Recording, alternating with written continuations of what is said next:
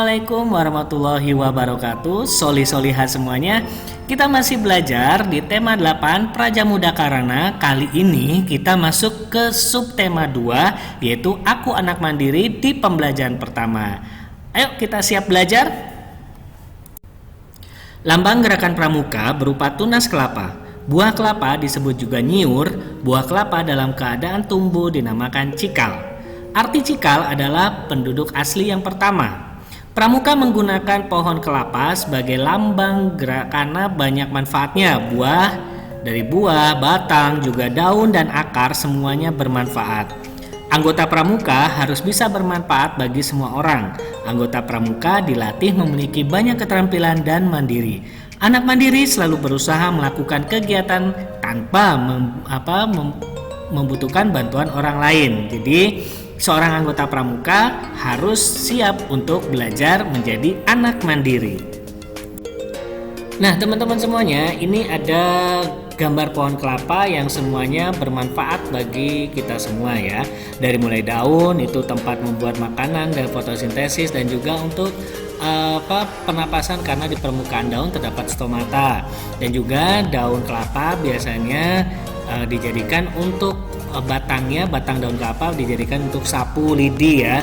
Terus ada namanya bunga, berfungsi sebagai alat perkembangbiakan. Nah, di sini dimanfaatkan sebagai penghasil gula merah.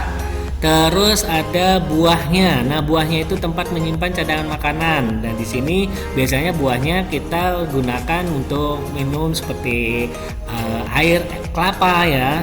Terus ada akarnya. Akarnya di sini juga bertujuan untuk menunjang berdirinya tumbuhan tersebut.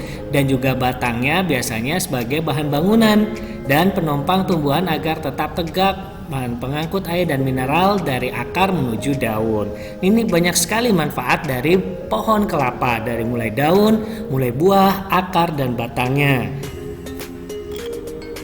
Aku anggota pramuka yang mandiri. Anggota pramuka dilatih untuk dapat bekerja secara mandiri. Aku selalu berusaha bekerja tanpa bantuan orang lain. Aku selalu menyiapkan peralatan sendiri. Aku menyiapkan dan mengenakan seragam pramuka sendiri. Aku mengenakan kelengkapan seragam pramuka secara mandiri. Seragam pramuka memiliki banyak kelengkapan, diantaranya baju seragam lengkap dengan celana atau rok. Baju dilengkapi dengan tanda-tanda kepramukaan, ada juga tutup kepala dan ikat pinggang, kaos kaki, dan sepatu. Jadi teman-teman, kelengkapan baju pramuka itu ada dari mulai tanda lambang pramuka dan juga tanda kecakapan tentang pramuka itu sendiri. Oke, nah di sini tugas seorang pramuka yaitu bisa merapikan sendiri tugasnya dan merapikan kamarnya sendiri secara mandiri tanpa bantuan orang lain. Nah teman-teman, coba ada soal. Yang pertama, apa yang dimaksud dengan anak mandiri? Anak mandiri adalah melakukan kegiatan sendiri tanpa bantuan orang lain. Yang kedua, apa saja kegiatan yang dapat dilakukan secara mandiri? Ya, yang pertama menyiapkan peralatan sekolah sendiri. Yang kedua, mengenakan seragam sekolah sendiri. Yang ketiga, mengerjakan tugas sekolah sendiri. Dan yang keempat, merapikan kamar sendiri ataupun yang lainnya dilakukan secara sendiri. Soal nomor 3, apa saja nama kelengkapan seragam pramuka? Ya, ada baju seragam, rok atau celana seragam pramuka, tutup kepala, sentangan leher, ikat pinggang, kaos kaki, sepatu, dan tanda-tanda pramuka yang ada di baju. Nah, coba kalian centang yang ada di buku untuk kegiatan yang biasa kalian lakukan di rumah secara mandiri. Silakan berikan tanda centang pada kegiatan yang biasa dilakukan secara mandiri. Nah, jika ada pertanyaan seperti misalkan apa saja persamaan seragam sekolah dengan seragam pramuka dan apa perbedaan seragam sekolah dengan seragam pramuka, jawabannya itu memiliki fungsi yang sama sebagai seragam khas sekolah masing-masing.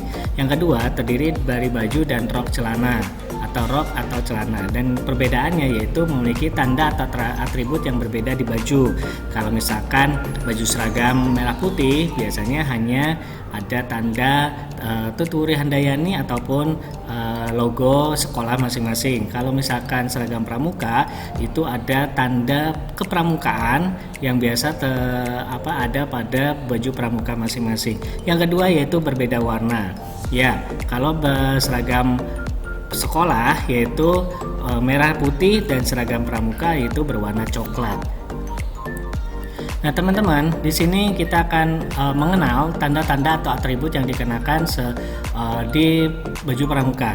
Ada namanya tanda kecakapan khusus didapatkan jika kita sudah memenuhi persyaratan untuk mendapatkan tanda kecakapan khusus itu. Ada juga tanda pelantikan, ada tanda barung yang kemarin kita sudah pelajari di siaga itu kita memakai tanda barung, dan ada logo pandu atau lambang pandu yang biasa disebut dengan logo boskuit. Ya, dan juga ada tanda jabatan baik untuk jabatan ketua, wakil ketua. Ini ada tanda jabatan dan juga ada nomor gugus depan. Ya, setiap sekolahan, setiap pramuka itu mempunyai gugus depan. Jadi kita juga mempunyai gugus depan masing-masing tergantung sekolahnya nomor gugus depannya berapa. Dan juga ada namanya papan nama yang biasa terletak di dada sebelah kiri guna untuk mengenal siapa jati diri teman-teman masing-masing. Oke teman-teman, bentuk tanda pramuka merupakan bentuk bangun datar, ada lingkaran, segitiga, persegi, dan persegi panjang. Nah, di sini kita akan belajar mengenai tanda-tanda kepramukaan. Yang pertama itu lingkaran, ini biasanya ada di tanda pelantikan putri, dan tanda tutup kepala pada putri, dan tanda pandu dunia itu adalah untuk lingkaran. Dan selanjutnya itu ada persegi. Persegi biasanya pada tanda pandu putra, dunia putra, dan tanda pelantikan putra. Jadi berbeda dengan yang putri, kalau tanda pandu dunia putri itu berbentuk lingkaran, sedangkan yang putra itu berbentuk persegi. Nah, ada juga tanda jabatan. Dan persegi panjang itu ada papan nama, pita nomor, tanda jabatan, dan nomor gugus depan. Dan yang segitiga itu ada di tanda barung. Nah, ini adalah penggunaan tanda atribut pramuka untuk siaga putra. Karena kita masuk ke dalam sekolah Islam terpadu atau jaringan sekolah Islam terpadu, maka logo kekhasan SIT yaitu tanda Sako Pramuka Indonesia atau Sako Kepramukaan JSIT itu terletak atau ada tanda sendirinya yang seperti teman-teman bisa lihat di layar ataupun di gambar mengenai tanda-tanda yang untuk atribut pramuka baik putra maupun siaga. Yang membedakan yaitu kalau untuk pramuka siaga putri itu hanya membedakan yaitu memakai jilbab dan memakai rok. Tapi untuk tanda lainnya tetap sama kecuali tanda pandu dunia yang berbeda. Kalau tadi tanda pandu dunia untuk putri itu berbentuk lingkaran, tanda pandu dunia berbentuk persegi. Baik teman-teman, pohon kelapa dipilih menjadi lambang pramuka karena banyak manfaatnya, sehingga anggota pramuka juga harus bermanfaat bagi orang lain. Salah satu bagian kelapa yang dapat dimanfaatkan yaitu tempurung kelapa. Tempurung kelapa digunakan untuk membuat kerajinan, ya, bisa membuat asbak ataupun yang lainnya ataupun hiasan lainnya yang terbuat dari tempurung kelapa, dan juga bisa sebagai alat permainan dan juga untuk atribut untuk menari yaitu tari pohon kelapa. Nah, nanti kita akan pelajari di pembelajaran selanjutnya untuk mengenai tari pohon kelapa.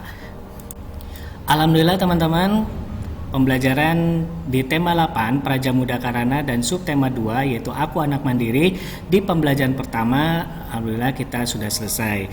Tetap semangat untuk belajar dan jangan lupa tetap jaga protokol kesehatan. Wassalamualaikum warahmatullahi wabarakatuh.